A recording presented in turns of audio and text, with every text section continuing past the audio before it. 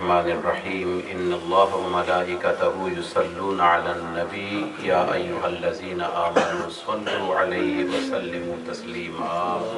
اللہم صل وسلم وبارک علی سیدنا و مولانا محمد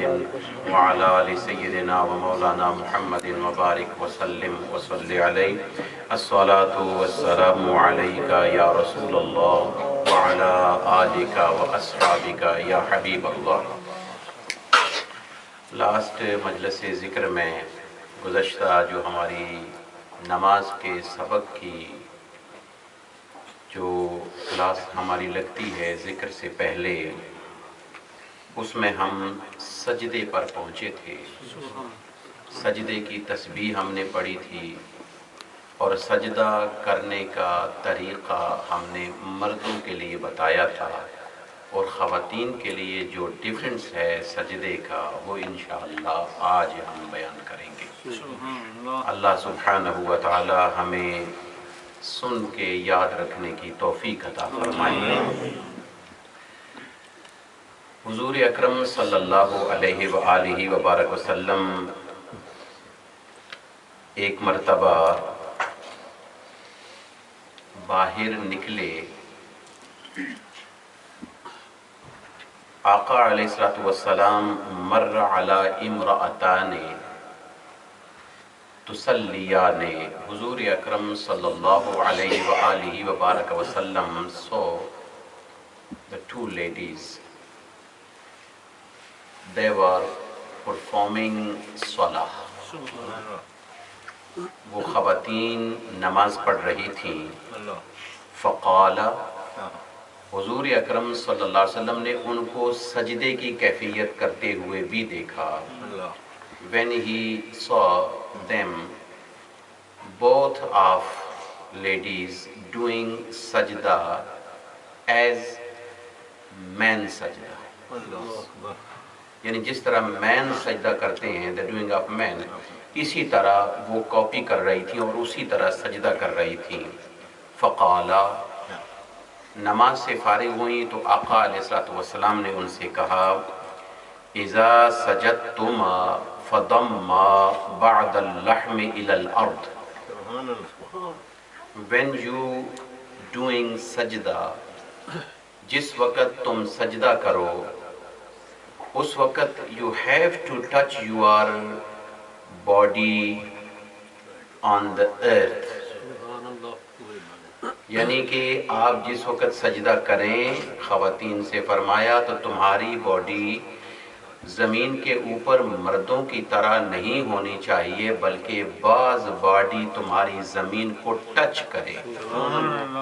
اب بعض باڈی سے مراد کیا ہے؟ According to hadith, Prophet صلی اللہ علیہ وسلم mention بعد اللحم الى الارض۔ لحم says meat، گوشت، اور اب گوشت والا حصہ خواتین کا یا مردوں کا،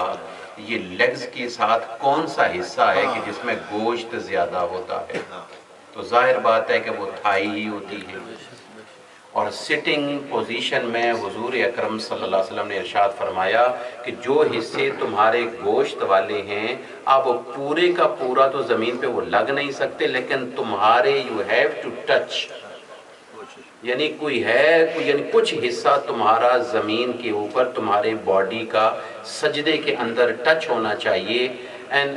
also he cleared فَإِنَّ الْمَرْأَةَ لَيْسَتْ فِي ذَلِكَ كَالرَّجُلِ، حضور اکرم صلی اللہ علیہ وسلم نے ارشاد فرمایا کہ یاد رکھو، indeed surely without doubt، یعنی حضور نے یہ لفظ انا استعمال کیا، تو انا اردو میں تحقیق کے لیے آتا ہے جس میں شک شبہ کی گنجائش نہیں ہے۔ بے شک جو میں بات کہہ رہا ہوں اس میں کوئی ڈاؤٹ، سوچنے کی کوئی کیفیت نہیں ہے، بس جو تم نے کرنا ہے کیا کرنا ہے؟ لیست فی ذالک کالرجل، اس سجدے کی پوزیشن میں خاتون مرد کی طرح نہیں ہے۔ یعنی یہ عورت جو ہے، وہ لیڈی جو ہے، is not like a man in سجدہ۔ سجدے میں مرد کی طرح نہیں ہے. مرد کو چاہیے کہ اوپن ہو کے سجدہ کرے اور اس کے شل جو ہے وہ تھائی سے اور تھائی اس کا یعنی پیٹ سے بیلی سے یعنی یہ دور ہونا چاہیے, ٹچ نہیں ہونا چاہیے. اور اس کی یہ جو آرمز ہیں یہ سائیڈ سے یعنی ربز سائیڈ سے دور ہونی چاہیے. اور آقا علیہ السلام جب اکیلی نماز پڑھتے تھے یا پڑھاتے تھے, اکیلا امام یا اکیلی نماز پڑھے تھے, حضور اکرم صلی اللہ علیہ وسلم اتنی اپنی بازوؤں کو اوپر رکھ کے کرتے تھے کہ 6 منتھ کا وہ جو شیپ کا بچہ تھا لیم وہ نیچے سے گزر جاتا تھا. لیکن خواتین کے لیے حکم ہے کہ تمہارے آرمز ٹچ ہونے چاہیے تمہاری باڈیز کے ساتھ, تمہاری باڈی کے ساتھ, سائیڈز کے ساتھ, اور تمہاری یعنی پیٹ کی پوزیشن ٹچ ہونی چاہیے تمہاری تھائز کے ساتھ, اور تھائز ٹچ ہونی چاہیے تمہاری شل کے ساتھ, اور شل جو ہے یہ ٹچ ہو زمین کے ساتھ. تو یہ خاتون کے لیے آقا علیہ السلام نے سجدے کی پوزیشن بیان فرمائی ہے. اب امام بخاری رحمہ اللہ نے ایک روایت بیان کی, غالباً لاسٹ ٹائم میں نے اس کو بیان کیا ہے یا نہیں کیا مجھے اب یاد نہیں رہا, کہ امام بخاری رحمۃ اللہ علیہ نے ایک یعنی جس سے بعض لوگ جو ہیں جو حضرات سلفیز حضرات ہیں یا اس قسم کے اس کائنڈ کے جو لوگ ہیں جو کہتے ہیں کہ نو ڈیفرنس ان صلاح بٹوین مرد اینڈ عورت, یعنی کہ کوئی فرق نہیں ہے مردوں کی طرح عورت نماز پڑھے. تو نماز کے اندر عورتوں کے ڈیفرنس مسائل ہیں, مردوں کے لیے ڈیفرنٹ ہیں, اور خاتون کے لیے یہ ہے کہ نماز کے اندر اگر اس کو کوئی کہنے کی ضرورت پڑ جائے, لقمہ دینے کی ضرورت پڑ جائے, تو مرد کے لیے حکم ہے کہ آگے سے کوئی چیز نقصان ہو رہا ہے, بچہ آ رہا ہے, کوئی پریشان یا کسی کو متنبع کرنا چاہتا ہے, کسی کو یعنی اویئرنس دینا چاہتا ہے, اسے چاہیے کہ جو سبق پڑھ رہا ہے وہ اونچا پڑھنا شروع کر لے. یعنی جہاں پڑھ رہا ہے قل هو اللہ احد تو تھوڑا سا لاؤڈلی پڑھے قل هو اللہ احد اللہ الصمد, تاکہ دوسرے اس کی طرف متوجہ ہو جائیں, توجہ کر لیں, ان کی توجہ ادھر آ جائے کہ یہ کچھ کام کہہ رہا ہے, کوئی گڑبڑ تو نہیں ہو رہی. اور اسی طریقہ سے خاتون کے لیے یہ حکم ہے کہ وہ تسبیح کی آواز بھی اونچی نہ کرے اور کلمے کی بھی آواز نہ اونچی کرے. للنساء التصویق, حضور نے فرمایا کہ عورتوں کے لیے تصفیق ہے. وہ تصفیق کیا ہے کہ اپنے رائٹ ہینڈ کو اپنے بائیں ہینڈ کے اوپر ٹچ کرنا, ایسے یعنی اپنے بائیں ہاتھ کو ٹچ کرنا, دوسرے کو تنبیہ کرنے کے لیے, اویئرنس کے لیے کہ میں نماز پڑھ رہی ہوں یا نماز پڑھ یعنی اس کا خیال رکھو. حضور اکرم صلی اللہ علیہ وسلم نے مرد اور عورت کے درمیان نماز میں بھی ڈیفرنس, اور اسی لیے علماء کہتے ہیں, فقہا نے کہا ہے کہ جب تالی مارنے کی ضرورت پڑ جائے, جب کلیپس کرنے کی ضرورت ہے, وہ ہوتا ہے نا give hand together and collapse and like this one, تو جس وقت ہوتا ہے نا وہ بڑے بڑے اس میں, تو اس میں کہتے ہیں کہ اس طرح دونوں ہاتھوں سے تالی بجانا یہ مکروہ ہے, یہ منع ہے, اللہ کو ناپسند ہے, اور یہ چیز اچھی نہیں ہے. اور اگر مردوں کو تالی بجانے کی ضرورت پڑی جائے تو جس کی شریعت نے اجازت دی ہے وہ کر لے, الٹے ہاتھ پر سیدھا ہاتھ مار دے, تو اس میں تالی کی تالی بھی بچ جائے گی, دوسرے کو شاباش بھی مل جائے گی, اور شریعت پر عمل بھی ہو جائے گا, بندہ گناہ گار بھی نہیں ہوگا. تو یا پھر ایک ہاتھ کے ساتھ ڈیسک بجانا شروع کر دے. تو بہت ساری چیزیں ایسی ہیں جو شریعت میں کی جاتی ہیں, یہ جو تالی بجائی جاتی ہے علماء نے اس کو مکروہ قرار دیا ہے. اور امام بخاری رحمۃ اللہ علیہ نے جو حدیث بیان کی ہے وہ ام درداء رضی اللہ تعالی عنہا کی روایت سے ہے کہ وہ نماز پڑھتی تھیں اور وہ she was doing سجدہ as men, یعنی کہ مردوں کی طرح وہ سجدہ کرتی تھیں, ایز ڈوئنگ مین, جس طرح کہ مین سجدہ کرتے ہیں اس کے مطابق وہ سجدہ کرتی تھیں. تو انہوں نے وہ بیان کی تھی, جس وقت وہ چیز بیان کی. تو اب امام بخاری رحمہ اللہ کے نیچے جو تفسیر بخاری شریف کی لکھی, اور انہوں نے کہا کہ ام درداء کون ہے. دیر آر ٹو ام درداء, یعنی ایک ام درداء کبریٰ ہے اور ایک ام درداء صغریٰ ہے. اور ام درداء کبریٰ جو ہے she is صحابیہ, companions of the رسول اللہ صلی اللہ علیہ وسلم, and the ام درداء is صغریٰ یعنی small ام درداء is تابعی. اور جو امام بخاری نے جس کی روایت بیان کی ہے she wasn't صحابی, she is تابعی, اور تابعی کا عمل جو ہے وہ ایکسیپٹیبل نہیں ہوتا. صحابی کا عمل قابل قبول ہو سکتا ہے، تابعی کا نہیں ہوتا۔ اور یہ میں نہیں کہہ رہا، جو بخاری شریف کی شرح جو ہے فتح الباری ہے، عمدۃ القاری ہے، تحصیل الباری ہے، بہت ساری شروحات ہیں، انہوں نے اس کی تشریح کی کہ ام درداء جو اس طرح نماز پڑھ رہی تھی وہ عورت نہیں تھی کہ جو حضور کی صحابیہ ہو یا تابعیہ ہے۔ اور امام بخاری کے استاذ جن سے امام بخاری نے یاد کیا ہے، امام ابو بکر رحمہ اللہ،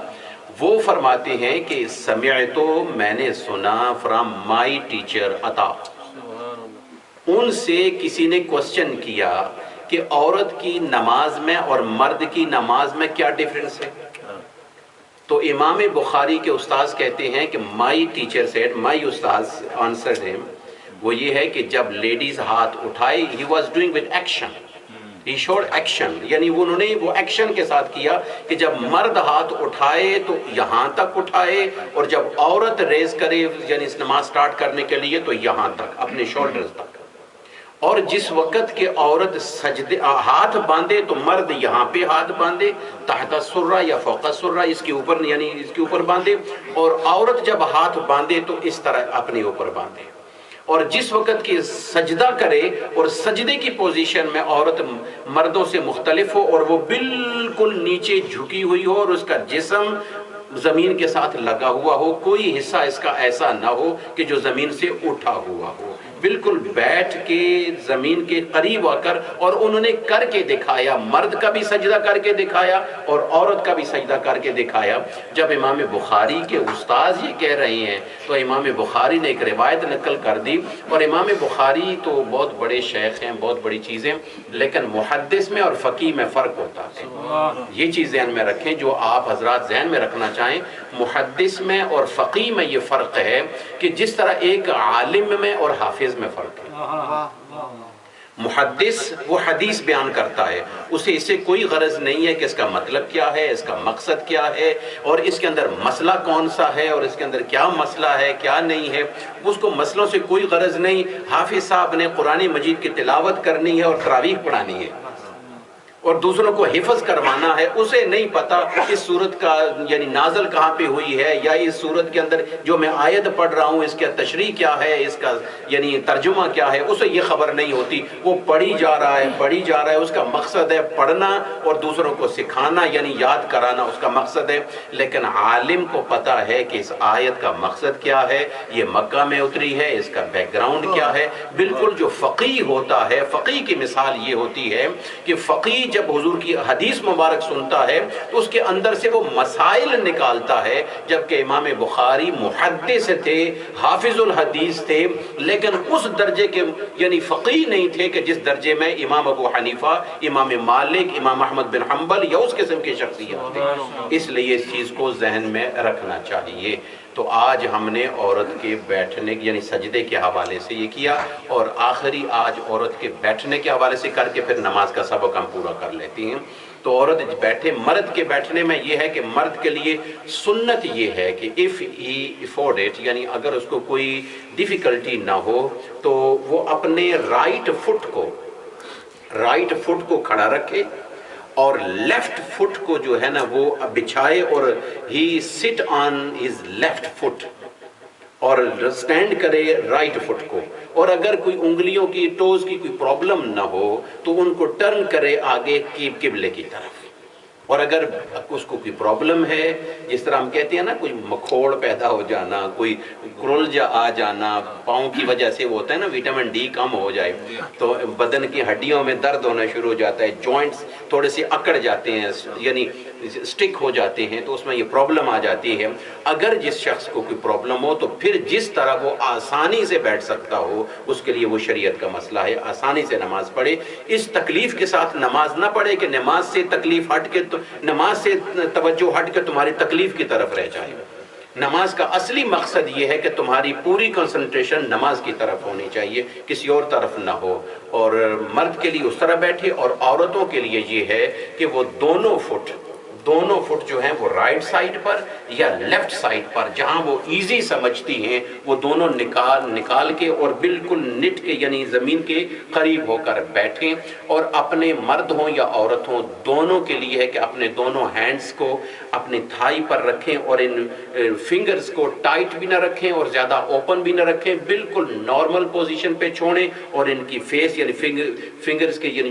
فیس جو ہے یہ کعبہ کی طرف ہونا چاہیے،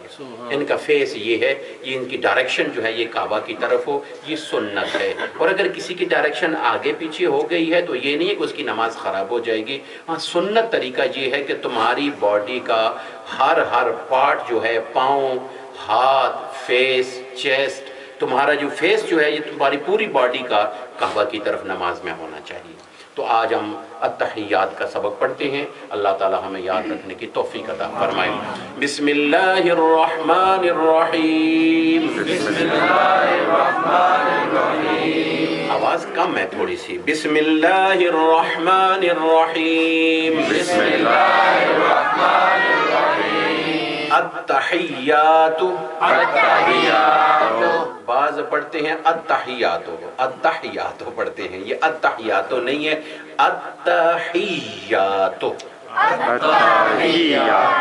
تا کو بھی ڈبل پڑھنا ہے اور یا کو بھی ڈبل پڑھنا ہے، التحیات للہ والصلوات والطیبات السلام علیک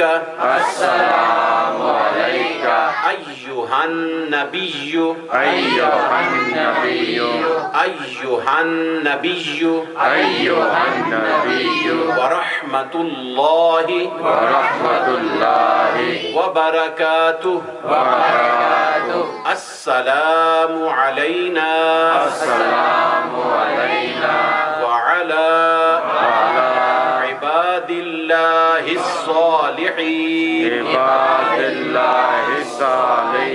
عباد اللہ الصالحین، عباد اللہ الصالحین، آگے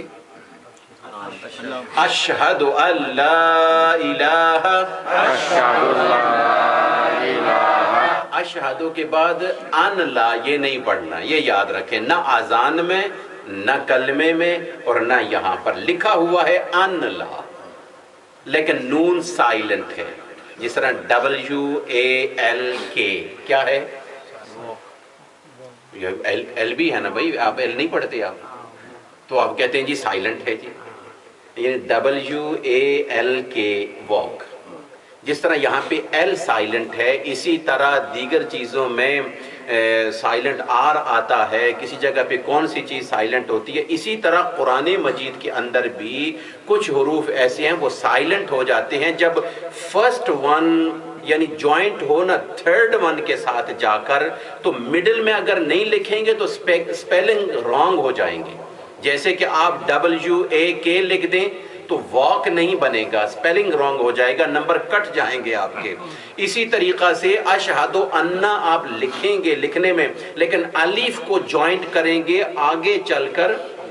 لام کے ساتھ، جب لام کے ساتھ جوائن کریں گے تو لکھنے میں نون آئے گا، یعنی ایکسنٹ میں یا پروننسیشن میں نون نہیں آئے گا۔ تو اشہد ان لا الہ الا اللہ لکھا ہوا یہ ہے، لیکن پڑھنے میں ہم پڑھیں گے اشہد ان لا الہ الا اللہ، نون سائلنٹ ہو جائے گا، اس لیے میں نے پوچھا آگے کیا پڑھنا ہے، اشہد ان لا الہ الا اللہ واشہد ان، یہاں آلریڈی نون کے ساتھ جوائنٹ ہو رہا ہے، لہٰذا اس کو اسی انداز میں پڑھنا ہے، واشہد ان محمدًا عبدہ